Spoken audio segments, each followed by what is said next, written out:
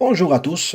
Dans cette opportunité-là, on va parler sur le schéma des procédés dans le cours des procédés chimiques industriels. Avant de parler de tout cela, on va vous présenter un monsieur génial. C'est qui monsieur génial? C'est un ingénieur chimiste avec une spécialisation, il a une spécialité en procédés chimiques industriels. Et aujourd'hui, on va répondre à la question de comment passer d'une usine physique, d'une représentation physique. Dans ce cas, on voit une photo, mais on parle de la vraie usine. Comment faire une représentation graphique de tout cela.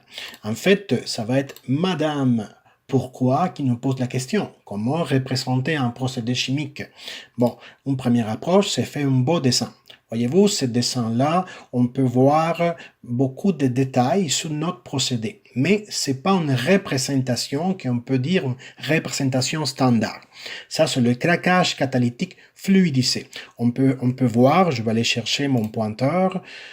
Donc, on peut voir ici l'alimentation de la matière première et on voit certaines sorties de flux de gaz ici en haut. On a certaines sorties à droite. Donc, comme on peut voir, même si on a des petits détails, par exemple ici, on a le régénérateur et on a des petites tuyauteries qui est dedans. Il y a plein de détails, mais c'est pas nécessairement la façon standard de représenter. Donc, bravo, c'est un bon essai, mais c'est pas ça qu'on a besoin. Cette question-là, c'est Madame Giosettou qui va nous répondre. La première phase d'un diagramme de procédés, d'un schéma de procédés, c'est faire un schéma de bloc. Le schéma de bloc, comme c'est sigle en anglais, Block Flow Diagram, ce qu'on appelle une BFD, c'est une représentation très simple d'un procédé chimique.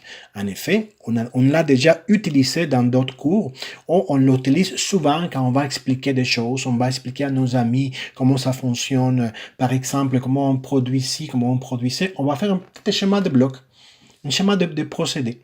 On parle souvent que dans la génie chimique, on peut distinguer trois opérations unitaires, trois opérations très importantes dans un procédé.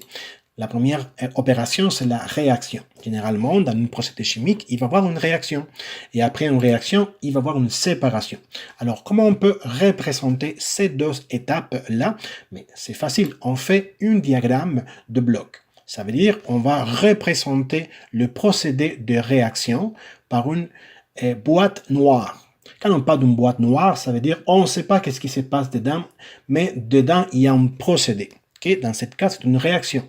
Même chose pour notre étape de séparation. Et pour relier une à l'autre, on va ajouter des flèches. Comme ça, on va pouvoir comprendre c'est quoi la ligne qui est directrice, c'est quoi le chemin qui vont suivre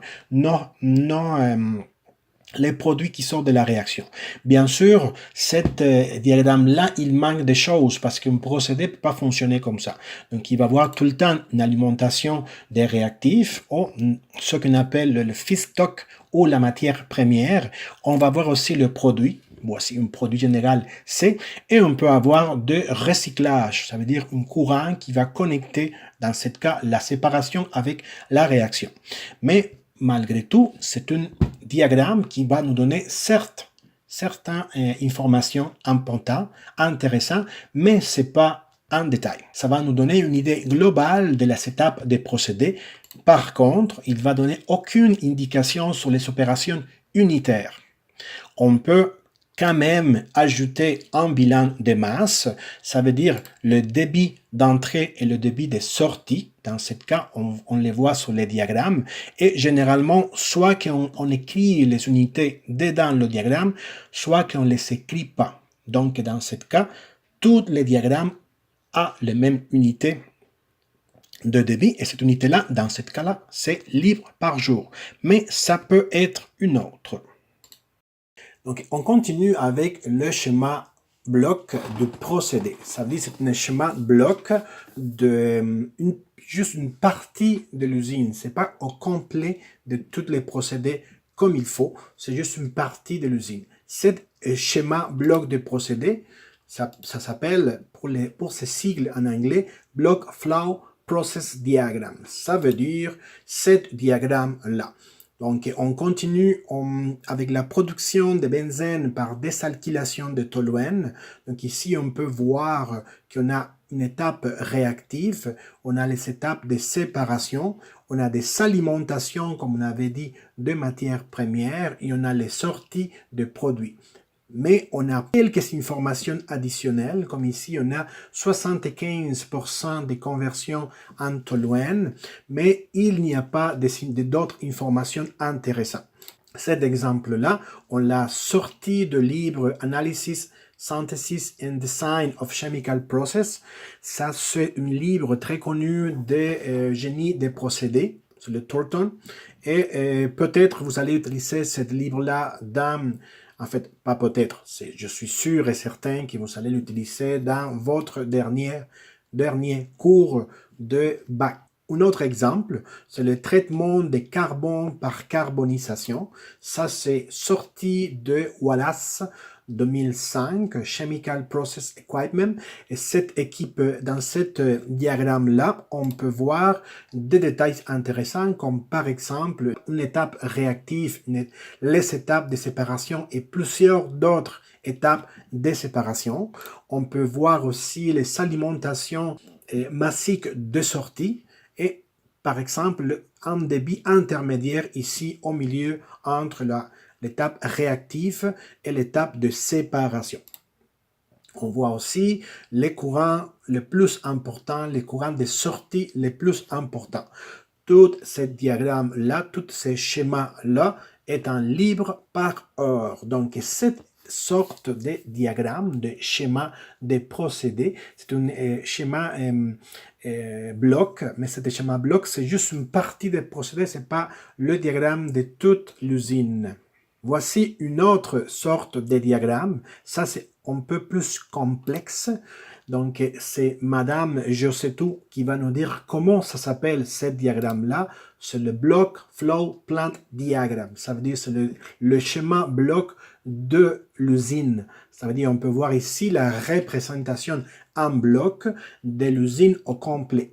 Comme j'avais dit tantôt, on ajoute quand même des informations intéressantes. Par contre, on ne voit pas aucune distinction des les opérations unitaires. On voit juste des boîtes noires qu'on appelle des boîtes où ça se passe de quoi. Donc, on distingue quand même les matières premières qui entrent. On ne peut pas voir peut-être parce que c'est un peu petit, mais on voit le débit d'entrée et on a aussi le débit de sortie.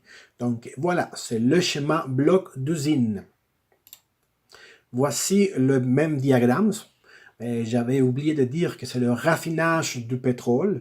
Et mettons, si on veut faire un zoom dans cette étape-là, c'est là qu'on va pouvoir remarquer les informations qu'on a à l'entrée. Donc, on a le débit, on a la masse volumique, qui est un paramètre très important. On peut voir aussi les différents courants qui sortent de la colonne de distillation atmosphérique. Ça, c'est la première étape de raffinage du pétrole. Voilà, voici le dernier exemple d'un diagramme de bloc, d'un schéma de bloc.